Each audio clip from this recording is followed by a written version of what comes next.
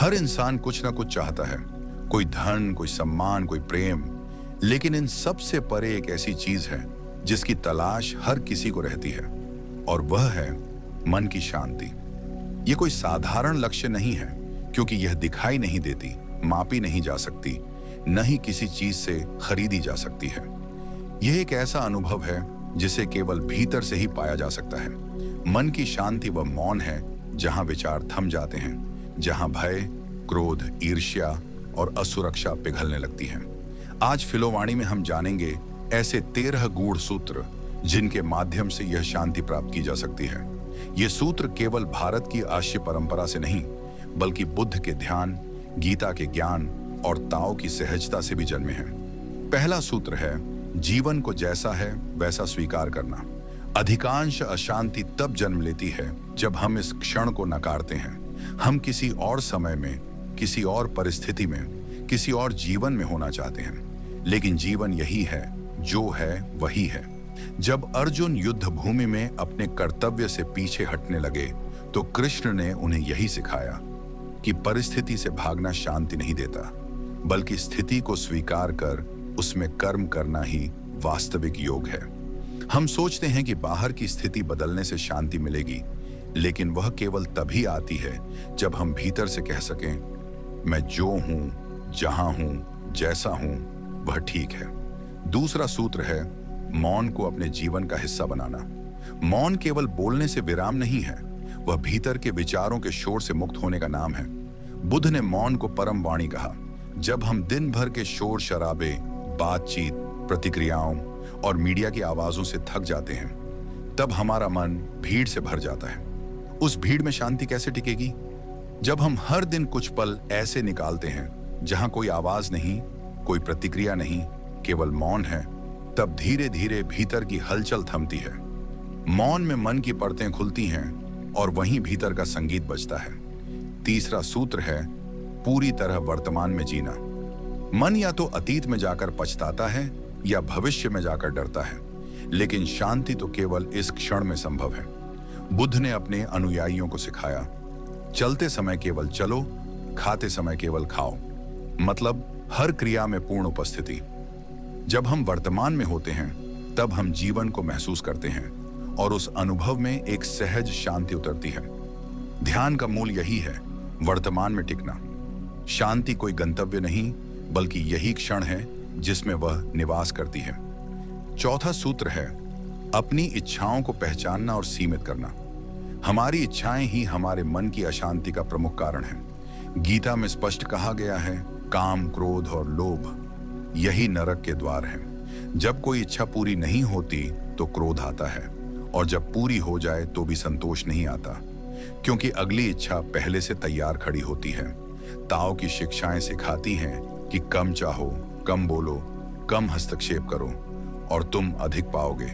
इच्छाओं को त्यागना नहीं, बल्कि उनकी प्रकृति को समझना ही शांति का मार्ग है। पांचवां सूत्र है, अपने भीतर साक्षी भाव को जागृत करना। हम सोचते हैं कि हम वही हैं जो सोच रहे हैं, महसूस कर रहे हैं, लेकिन क्या कभी आपने अपने मन को देखा है? विचार आते हैं, भावनाएं आती हैं, और कोई है जो इन्हें देख रहा है। वही आपका वास्तविक स्वरूप है, साक्षी। जब आप अपने विचारों को पकड़ने की बजाय उन्हें केवल आते जाते देखते हैं, तब आप उनके गुलाम नहीं रहते। तभी क्रोध आपको नहीं पकड़ता, डर आप पर हावी नहीं होता, ईर्ष्या आपका पीछा नहीं करती। यह दृष्टा भाव, जो गीता और ध्यान दोनों का सार है, आपको मन से अलग कर देता है, और वही दूरी शांति का द्वार है। छठा सूत्र है, अपने आप को जानना। मैं कौन हूं? यह सवाल जितना सरल लगता है उतना ही गहरा है। जब आप इसे पूछते हैं तो आप शरीर, नाम, पहचान, भूमिका से परे जाने लगते हैं। आप उस मौन की ओर जाते हैं जो हमेशा से था और हमेशा रहेगा। गीता में कृष्ण कहते हैं, यह आत्मा न जन्म लेती है न मरती है। बुद्ध ने भी यही कहा, जब तक तुम अपने असली स्वरूप को नहीं पहचानते, तब तक दुख का चक्र चलता रहेगा। जब आप जान लेते हैं कि आप शरीर नहीं हैं, मन नहीं है, तब आप वह बन जाते हैं जो शुद्ध शांति है। सातवां सूत्र है, आभार की भावना को विकसित करना। हम अक्सर इस बात पर ध्यान देते हैं कि हमारे पास क्या नहीं है। एक अच्छी नौकरी, ज्यादा पैसा, बेहतर रिश्ते, लेकिन कभी उन चीजों को देखिए जो आपके पास पहले से हैं। आपकी सांसें, आपका शरीर, आपके पास जो थोड़े बहुत लोग हैं, जो थोड़ा सा भोजन है। जब हम आभार में जीते हैं तब शिकायतें स्वतः गायब हो जाती हैं। ताओ कहता है, जो मिल जाए उसमें आनंद ढूंढो। आभार मन को हल्का करता है और वही हल्कापन शांति की ओर ले जाता है। 8वां सूत्र है क्षमा करना। हम अक्सर किसी की गलती, अपमान या धोखे को मन में पकड़ कर रखते हैं। यह पकड़ एक बोझ बन जाती है जो हर बार याद करने पर हमें भीतर से तोड़ती है। क्षमा करने का अर्थ यह नहीं कि आप उस व्यक्ति के कार्य को सही ठहरा रहे हैं, बल्कि आप स्वयं को उस पीड़ा से मुक्त कर रहे हैं। बुद्ध ने कहा, क्रोध को पकड़ कर रखना ऐसे है जैसे आप किसी को जलाने के लिए जलता हुआ अंगारा हाथ में लें। जलेगा तो आप ही। क्षमा करके आप न केवल सामने वाले को आजाद करते हैं, बल्कि खुद को भी। 9वां सूत्र है प्रकृति के साथ समय बिताना। एक वृक्ष के नीचे बैठिए, एक नदी की बहती ध्वनि को सुनिए, आकाश की ओर देखिए। वहां कोई दौड़ नहीं है, कोई संघर्ष नहीं है। प्रकृति अपनी लय में चलती है और उसी लय में हमें हमारी खोई हुई लय मिलती है। जब आप प्रकृति के करीब जाते हैं तो आपके भीतर एक मौन उतरता है जो शहर की हलचल में कभी नहीं आता। ताओवाद में प्रकृति को गुरु माना गया है क्योंकि वह हमें सहजता, धैर्य और मौन सिखाती है। दिन का कुछ हिस्सा प्रकृति में बिताना एक दवा है जो मन के रोगों को धीरे धीरे ठीक कर देती है। 10वां सूत्र है सेवा। जब हम केवल अपनी पीड़ा पर ध्यान देते हैं तो वह और बढ़ती है, लेकिन जब हम किसी और की मदद करते हैं, किसी को राहत देते हैं, किसी को मुस्कान देते हैं, तो हमारा अपना दर्द हल्का हो जाता है। विवेकानंद ने कहा था, दूसरों की सेवा ही परम धर्म है। सेवा करना हमें हमारे छोटे से मैं से बाहर निकालता है, और जैसे ही हम उस सीमित पहचान से बाहर आते हैं, शांति प्रवेश करती है। सेवा केवल कर्म नहीं, एक ध्यान है जहां देने का सुख पाने से ज्यादा होता है। 11वां सूत्र है नियंत्रण छोड़ना। हम चाहते हैं कि सब कुछ हमारे अनुसार चले, लोग जैसा हम सोचें वैसा व्यवहार करें, जीवन हमारी योजना के अनुसार घटे, कोई भी अनियंत्रित स्थिति न बने। लेकिन जीवन ऐसा नहीं होता। जितना हम चीजों को नियंत्रित करने की कोशिश करते हैं, उतनी ही वे हाथ से फिसलती हैं, और उस संघर्ष में ही मन अशांत होता है। गीता हमें सिखाती है, कर्म करो, फल की चिंता मत करो। ताओ हमें बताता है, जो पानी की तरह बहता है वह कभी नहीं टूटता। जब हम छोड़ना सीख जाते हैं तो पाते हैं कि जो हमें चाहिए था वह तो उसी प्रवाह में छुपा था। 12वां सूत्र है मृत्यु को समझना।